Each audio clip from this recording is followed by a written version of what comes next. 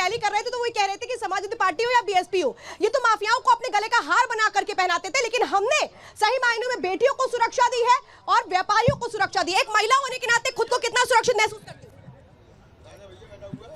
कितना सुरक्षित खुद को महसूस करती है? रात में घर से निकलने में डर लगता है? अब सुरक्षित है, हमें कोई डर नहीं लगता। कोई डर नहीं लगता? मतलब पहले डर लगता था निकलने में? हाँ, अब हम सुरक्षित है, हमें कोई डर नहीं लगता। पहले डर लगता था लेकिन अब डर नहीं लगता है। चलिए, कानून व्यवस्था के मुद्दे पर तो जनता साथ दे रही है, लेकिन विजय चौधरी जी मैं चाहूंगी, ये जनता है, इसी को तो वोट करना है। ये कह रहे विकास नहीं हुआ, अब क्या करें? सबसे बड़ी बात ये है, हर आदमी विकास को अपने तरीके से चाहता है। वो पार्षद से भी वही विकास चाहता है, सांसद से भी वही विकास चाहता है और एमएलए से भी वही विकास चाहता है।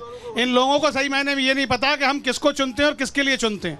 यदि हम सांसद को चुनते हैं तो देश में बनने वाले कानूनों के लिए चुनते हैं, बड़े कार्यक्रमों के लिए चुनते हैं, और जो योजनाएं हैं, सरकारी योजनाएं हैं, वो सही पात्र लोगों तक सही तरीके से पहुंचे, इसलिए चुनते हैं। एक मिनट, जनता से मैं आग्रह करूंगी, देखिए आप लोग वोटर हैं, एक सेकंड को सही बात ये है कि इन लोगों को ये हाँ बोलिए विजय जी, किस लिए चुन रहे हैं? विजय जी बात करें। ये पार्षद से भी जो सांसद से उम्मीदें हैं लगाते हैं, एमएलए से भी वही उम्मीदें लगाते हैं, मंत्री से भी वही उम्मीदें लगाते हैं। इन्हें पार्षद से भी सड़क नाली खरंजाई चाहिए और इन्हें प्रधानमंत्री से भी सड़क नाली खरंजाई चाहिए। अच्छा, नहीं एक सेकंड भाई साहब, एक बात बताइए। चलिए, वो ये कह रहे हैं कि राष्ट्रवादी मुद्दे और स्थानीय मुद्दे सब अलग अलग होते हैं। अब जरा मुझे एक बात बता दीजिए, क्या आप लोग भी मानते हैं कि जो चुनाव है ये राष्ट्रवाद वर्सेस परिवारवाद है?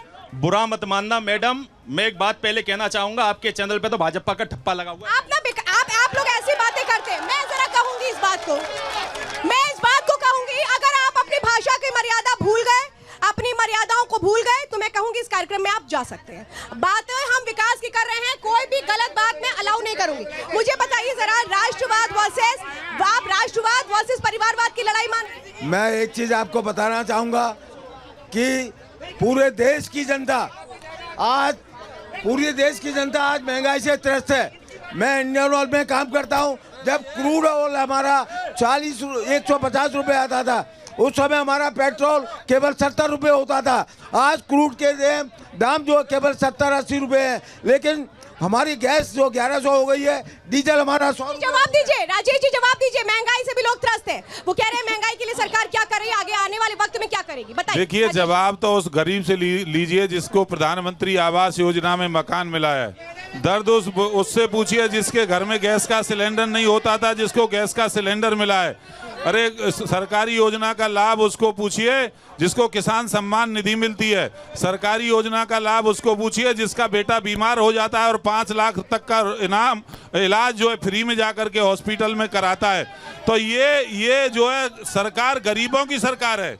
नरेंद्र मोदी जी ने पहले ही दिन कहा था जब सरकार संभाली थी कि मेरी सरकार गरीबों की सरकार होगी। गरीबों की सरकार है, मानते हैं आप? जी, ये बिल्कुल गरीबों की सरकार है, और जो माननीय मोदी जी ने किया है ना, अदर में कोई किसी ने ऐसा कार्य अभी तक नहीं किया है।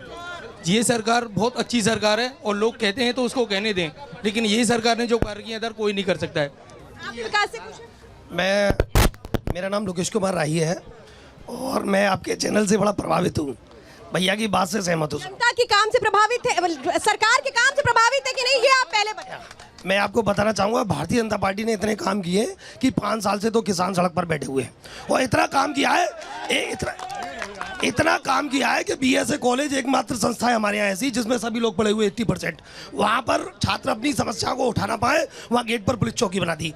लोग पीड़ित एक्सीडेंट में आए या परेशानी में आए, इसलिए हॉस्पिटल पर जाकर चिल्लाकर दवाई ना मांग सके, करा ना सके, वहाँ हॉस्पिटल पर एक पुलिस चौकी बना दी गई।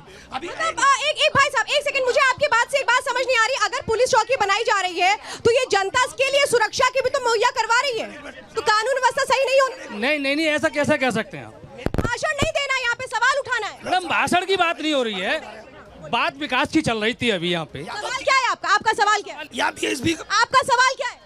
मैं ये पूछना चाहता हूँ कि बीजेपी ये कह रही है कि विकास हुआ है, जनमानस सुरक्षित है। विकास का विषय तो हो गया, आगे बताइए। भी विकास हुआ था, बहुजन समाज पार्टी ने काशीराम में आवास योजना बनवाई थी, सुरक्षा जनता भी थी। एक बार मैं चाहूंगी आपसे, यहाँ पर मैं बिल्कुल राजेश जी चाहूंगी, यहाँ जो जनता है उसके मन में एक सवाल बहुत ज्यादा है कि जो दिल्ली से सटा ये मथुरा है, लेकिन दिल्ली की तरह चकाचौंध नहीं देखने को मिलती है। जरा विश्वास दिला दीजिए एक बार जनता को, जरा विकास की वो बात पे मुझे यकीन दिलवा दीजिए राजेश जी। देखिए, मथुरा से गोवर्धन जाइए 4 लेन का निर्माण हुआ है, यमुना एक्सप्रेस वे से वृंदावन का 4 लेन निर्माण हो रहा है, और ये सब झूठे लोग हैं। समाजवादी पार्टी के गुंडों की सरकार नहीं है। यहाँ पे आज डकैती नहीं हो सकती है। यहाँ बदमाश को पुलिस मुठभेड़ में ठिकाने लगाने का काम करती है। जिस तरह से समाजवादी के पार्टी के राज में ये हाईवे बंद हो जाते थे, आज वो लूट से उत्तर प्रदेश के अंदर नहीं हो सकती है, क्योंकि लुटेरे तो समाजवादी पार्टी वाले खुद ही थे। तो आज यहाँ पे कानून का राज है, आज यहाँ विकास होता है।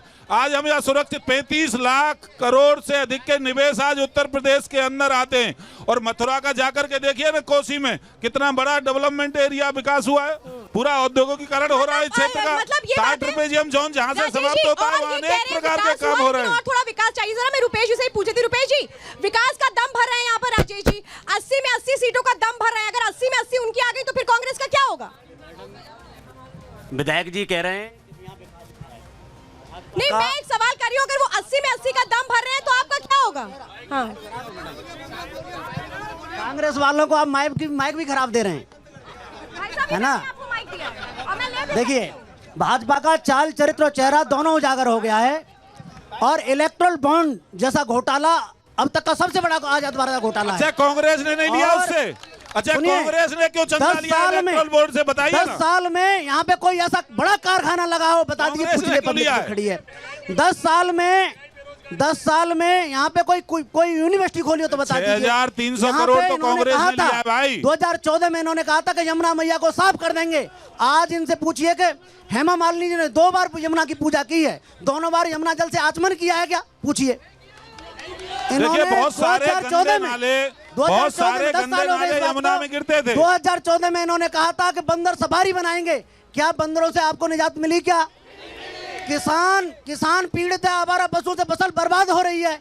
क्या आवारा पशुओं का इंतजाम किया? क्या मैडम सुन लीजिए, सुनिए मैडम सुनिए, पूरा शहर मथुरा जाम से करा रहा है। बताइए भाजपा की सरकार क्या काम कर रही है? बांके बिहारी विश्व प्रसिद्ध मंदिर है, मैडम सुन लीजिए, बांके बिहारी विश्व प्रसिद्ध मंदिर है, वहाँ पे रोज 2-4 लोग मरते हैं। आप बताइए। मैं जरा एक बात मैं जरा पूछी थी, आ रही हूँ आपके पास राजेश जी।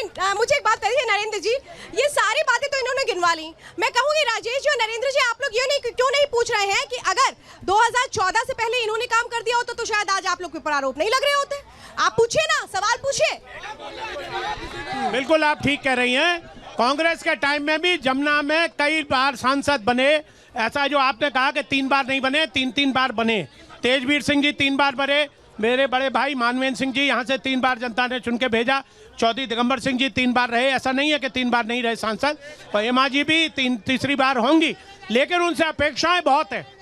भले ही हम सहयोगी दल हैं इनका, लेकिन हेमा जी से बहुत अपेक्षा है।